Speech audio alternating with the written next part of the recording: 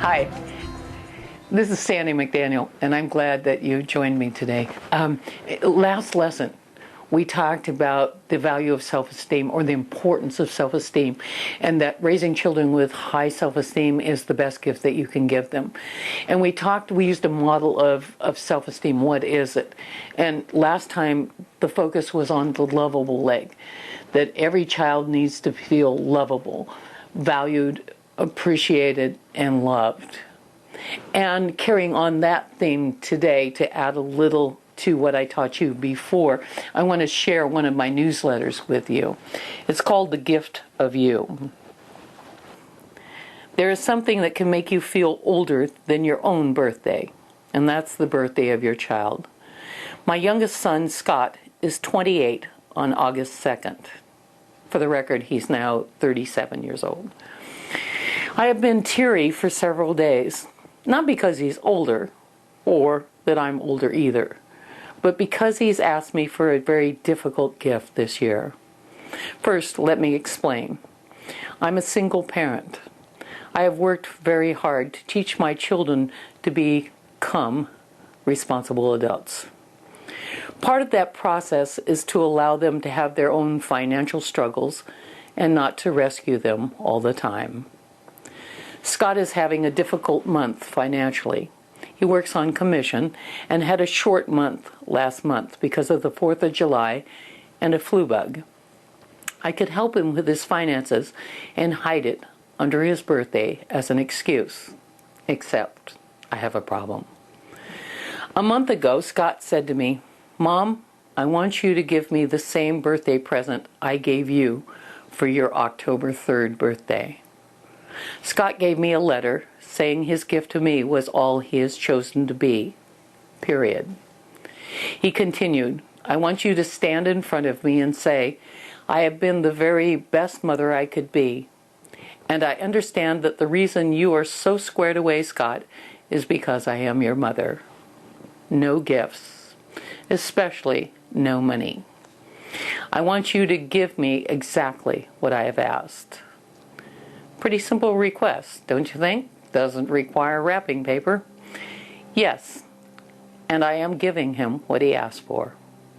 For me, not for him.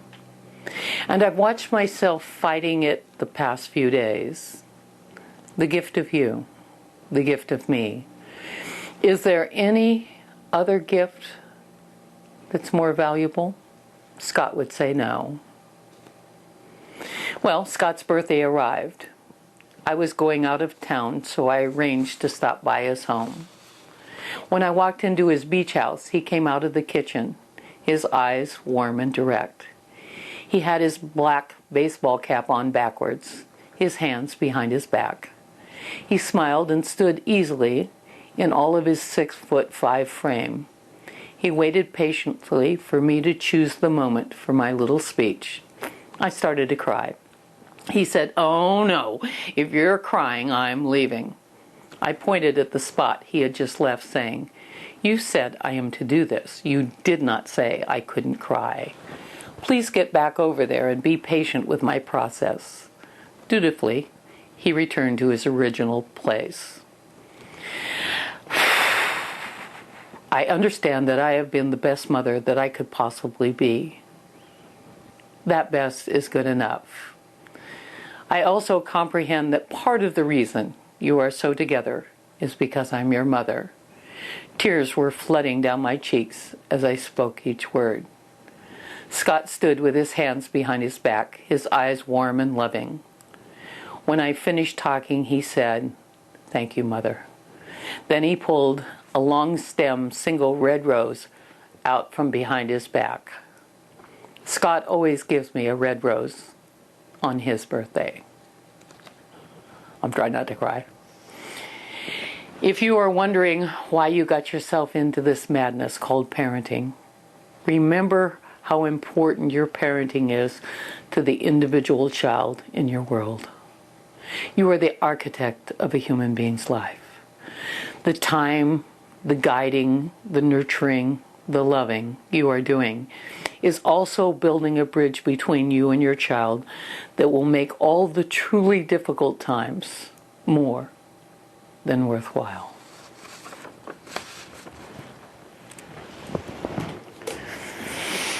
So, today we're going to talk about the other leg. Capable. Able to do something well. The absolute killer bee to feeling capable is criticism. And the antidote for that is to teach children how to do what you want them to do. Kathleen was 4 years old, and I said to her, Kathleen, would you go and sweep the crumbs off the counter, please? Notice my last word was please. If you want your children to have manners, you have manners with them. Kathleen, will you go and sweep the crumbs off the counter, please? I was lucky. She was into helping this day. So she picked up the little stool and went over to the counter. And she was vigorously sweeping the crumbs onto the floor. So I jumped into my mother, what was modeled for me, and I said, Kathleen! And Kathleen, who has more chutzpah in her little finger than most people do in their entire bodies, said, mimicking me, what? Didn't stop me. I kept going. I'm going to call her a stupid idiot, but I'm not going to use the words. Kathleen, you're supposed to put the crumbs in the sink, not on the floor. And Kathleen turned and put her hands on her hips and she said, well, you didn't tell me that. And I had the presence of mind to listen. I didn't teach her how to do it. So I set her up for failure. If a child gets in trouble for doing a chore or a request and gets in trouble if they don't do it, which would you choose? You've got to have children programmed for success in the things you ask them to do. And the key to that is to teach how to do something. Don't say to a child, go and make your bed. Okay, so they go and do that. And they say, Mom, I made my bed, all proud. And you go in, and as you walk in the door, you know, you do this subtle stuff. It's not that subtle, but it's subtle. You walk in the room and you go, or you make that little sound, which is just a big, huge broadcast, not good enough, to the child. And so the child says, you say, go make your bed. You say, no, I'm not making my bed. Because I get in trouble if I don't make it. I get in trouble if I do make it. So you teach the child how to make the bed. And then the child comes to you and says, guess what? What? Guess what? I made my own bed. You did what? So you got to get excited here. Because then they want to make their bed. All right? You did what? Come, let's go and see. Now you walk in the room. It's not exactly the way you want it. It's better, but it's not the way you want it to be. But what you don't do right then is correct it. You say, wow, great job, high five, and you leave it alone. Next day, you say, come on, we're going to make your bed together. Well, I know how to make it. I made it by myself yesterday. I saw that, and I'm going to teach you a trick. And you go in and you teach another layer of it. But if you constantly correct a child every time a child does something, they give up. Do you like to be corrected? Do you like it when your mother or father correct you? Now you're a grown-up? My guess is no. Well, neither do children. You need to teach them how. Criticism can be subtle, like helping your child with their homework. Okay? So you may not know this, but you could have a brain that works differently than your child's. Did you even know that was possible? Okay? Your brain could work differently than your child's. So you're explaining something the way you understand to explain it, and your child's going, duh, and you're explaining it the way your brain works, duh, and pretty soon you start getting frustrated. When you get frustrated, you get that little edge in your voice, like this, and then you get the frown, and then you start doing things, little subtle things like this, you know, or like this. Not that subtle, right? Because you don't understand. And then you think you're communicating to your child how frustrated you are. Well, the child doesn't go, wow, he's getting really frustrated. The child goes, there's something wrong with me. Because you're being clear, and I don't get you. If you can't help your child with homework consistently, okay, get somebody else to do it.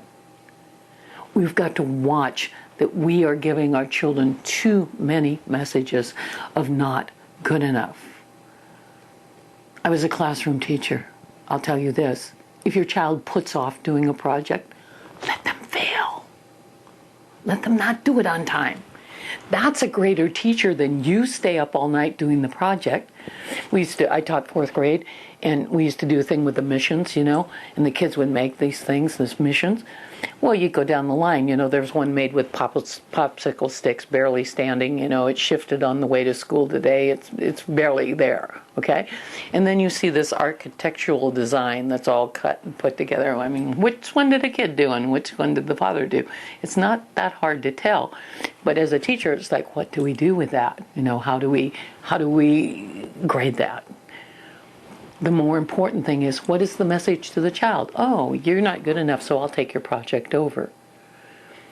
And I'll rescue you because you didn't plan ahead. Let them fail.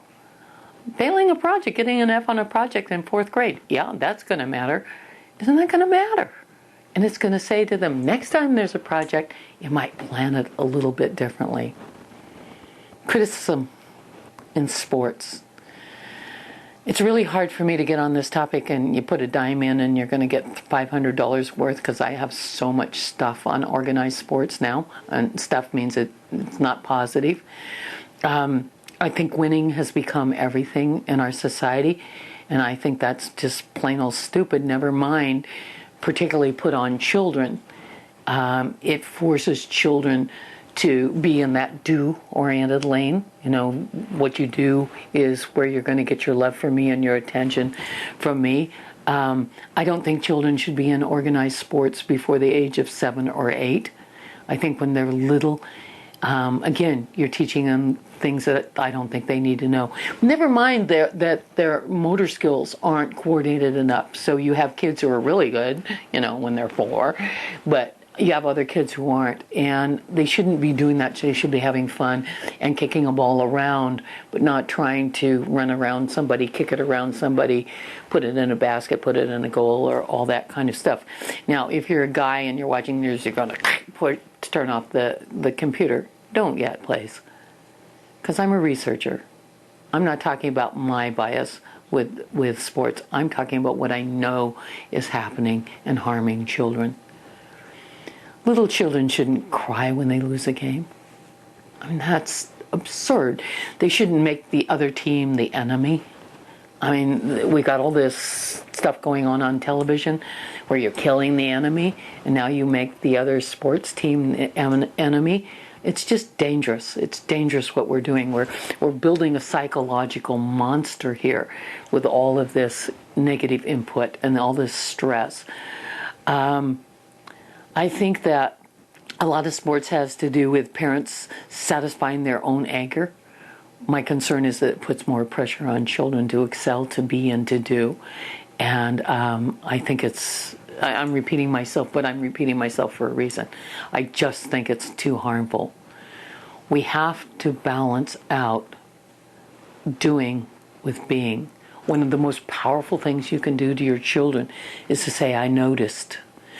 Hey, I noticed you helped your sister with that and put that toy together today. I noticed that you picked up that trash and put it in the trash can instead of just leaving it on the table. I noticed. And in the positive lane. Because again, balancing the criticism, the negative, with the positive. We've got to teach children that winning isn't everything. I was playing a game, sequence for kids with my grandchild Nicholas, and he was 3 at the time. And Nicholas does not like to lose. I mean, nobody likes to lose, but Nicholas does not like to lose. So we had played several games, and he won a couple, and I won one, and he won a couple, and that kind of thing. But we had played this one game for a long time, and basically you have to get 4 of the same color circles in a row sequence, but you can block them, and you can disturb another person's ability to win. We had almost every chip on it that we had on the board. It was a killer game, killer being a slang word that my kids use. It was a fantastic game. Then I drew this card and I said, oh Nicholas, this is going to be hard for you. And he said, why? And I said, because I just drew drew the winning card. I'm going to win the game. And he looked at me and I said, now, before you react, look at the board. We played about 6 games here. I said, was this not the most fun game? I almost won. You stopped me. You almost won. I stopped you. I mean, this was the funnest game. Okay? Somebody has to win. I just drew the card. So you have 2 choices. You can have a meltdown because you didn't win. Or you can look at that board and look at me and go, great game, bam, and give me a high five. It's really up to you. He stuck out his lip for a minute and looked at the board. Then he turned and grinned. His Nicholas grin. He says, that was a great game, bam, and high-fived me. We've got to teach those things. We can't assume that because, the drive to win is going to go away because we're teaching it everywhere else. We're teaching them to do that. We have to teach them, well, that's okay. It was a great game. One of us had to win. It won't teach itself, is my point. By popular demand from the lesson preceding this one, I'm bringing my friend Harmony back. This is my bear from Project Esteem, the program that I co-wrote with Peggy Beelan. And this is Harmony. Yeah, hi, Harmony. Okay, would you come over here, please? Okay, yeah. Wow, you don't look happy. Oh, no, you look, you're shaking, aren't you? You're upset? Yeah, you're really upset? Okay, talk to me. Come on. It helps when you talk because then you don't stuff those feelings. Okay, take a breath. Okay, now, what's going on? You don't like Yogi Bear? Oh, Yogi's your best friend. Okay. Tell me what's going on. Why don't you like Yogi Bear? Because he bites, and he pitches, and he steps on your new shoes, and he teases. Ooh, those are hard things, aren't they? Yeah, okay. Let me ask you an important question. If Yogi didn't bite and tease and step on your new shoes, could you like him then?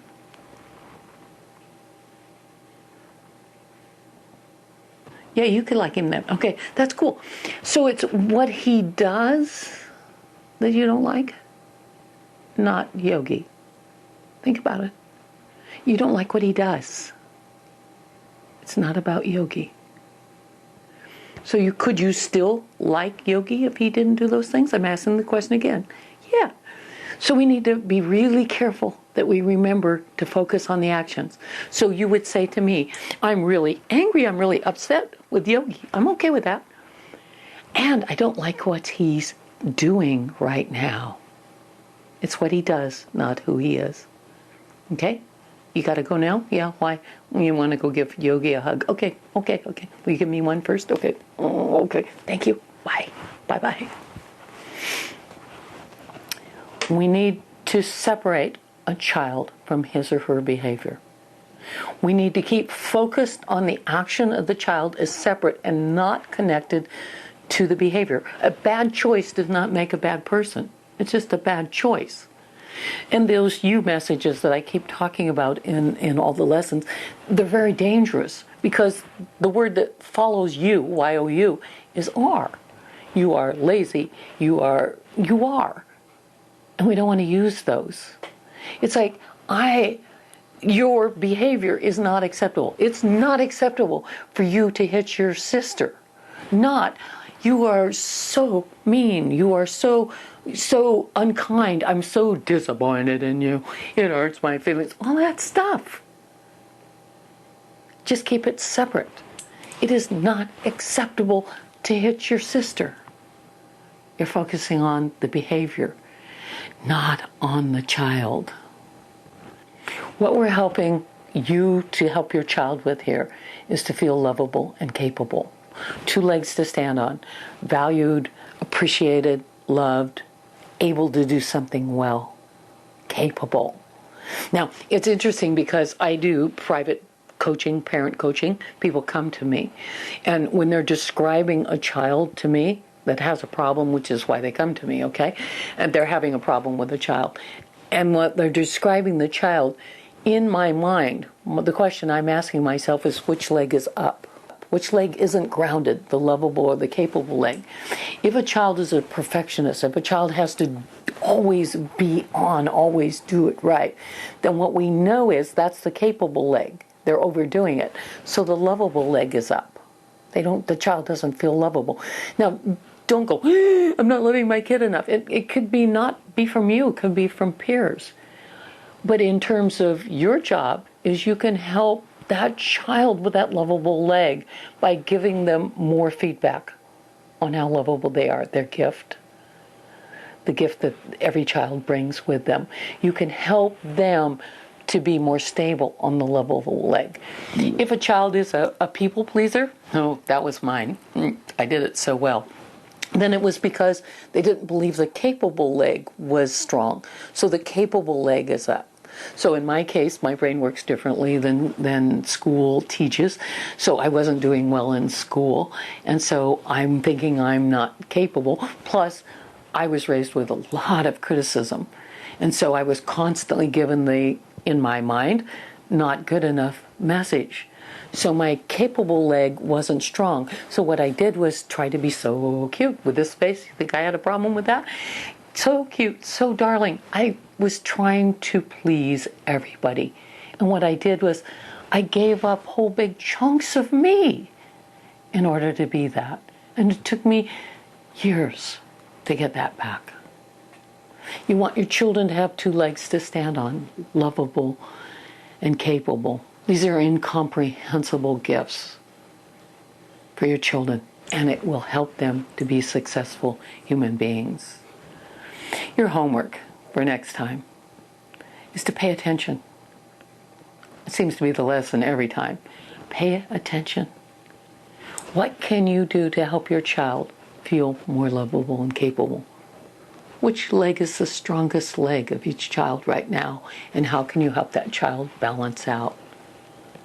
Lovable, valued, appreciated, loved, capable, able to do something well. Self-esteem. Every choice your child makes is based on their sense of self-esteem. It's really important that you pay attention and do everything you can do to help your child have strong self-esteem. See you next time.